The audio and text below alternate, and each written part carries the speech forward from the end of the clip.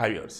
ఈరోజు వైసీపీ వాళ్ళని చూస్తుంటే హరిహర వీరమల్లుకు సంబంధించి సోషల్ మీడియాలో వాళ్ళ బ్యాచ్ రివీల్ అంటూ పెడుతున్న పోస్టులు చూస్తుంటే నాకు అనిపించింది, ఎక్కడైనా చావు కనపడితే శవరాజకీయం, అక్కడ ఒక నష్టం వచ్చిందంటే నష్టం వచ్చిందా అని తెలిసిన ఆనందం, వాడికి కష్టం ఉందంటే ఏరా కష్టం ఉందా, ఏరా కష్టం ఉందని చెప్పేసి బయటికి యాక్ట్ చేస్తూ లోపల నవ్వుకోవటం.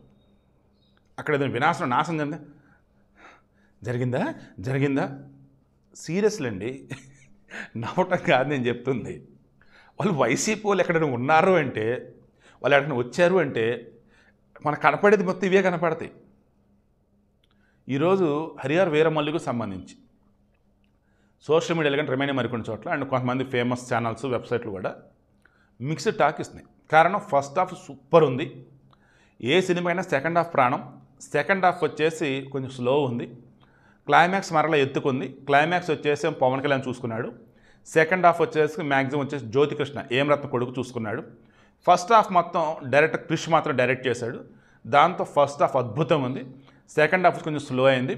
ఓవరాల్గా అన్నప్పుడు బయటకు వచ్చే ప్రేక్షకుడు పవన్ కళ్యాణ్ అభిమాని కనుక అయినట్టయితే సినిమా హిట్ అంటాడు, నార్మల్ ఆడియన్స్ కనుక అయినట్టయితే యావరేజ్ అంటాడు, ఇక వైసీపీ బ్యాచ్ పేటీఎం బ్యాచ్ కనుక అయినట్టయితే పోయిన సినిమా అంటాడు.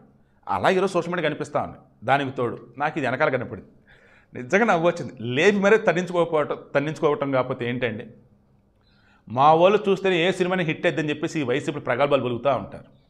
యాత్ర 2 అని చెప్పేసి జగన్ భజన చేయడం ఒక సినిమా వచ్చింది 2024 ఎన్నికలకు ముందు. ఏమైంది? డిజాస్టర్.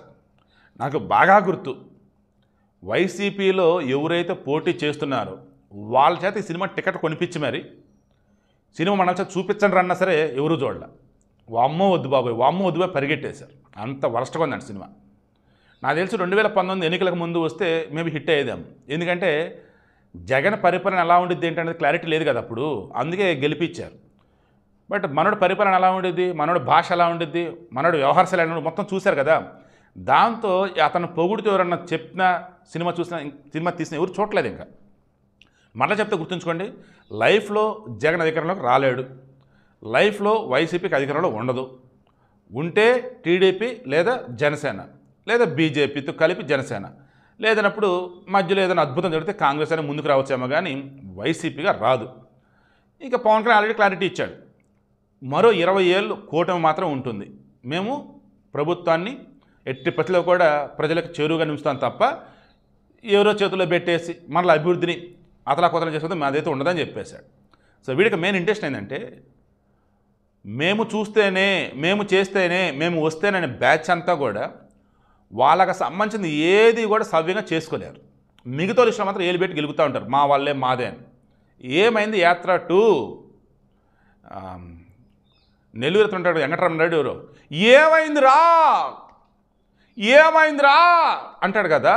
సో అలా అంటున్నా ఇప్పుడు నేను, యాత్ర 2 ఏమైంది, హిట్ అయిందా, మీ వాళ్ళే కదా ఇల్లు చూసారా, 39% మంది ఓట్లు వేసినారు అంటున్నారే, అందులో 20% మంది స్వామి అంటే 2 కోట్ల మంది ఒక్కో టికెట్ వచ్చేసి 50 రూపాయలు వేసుకున్నా సరే 2 × 5 100 కోట్లు కదా, ఏంది అది డిజాస్టర్ కదా. సో కొంచెం బుర్ర ఆడండి.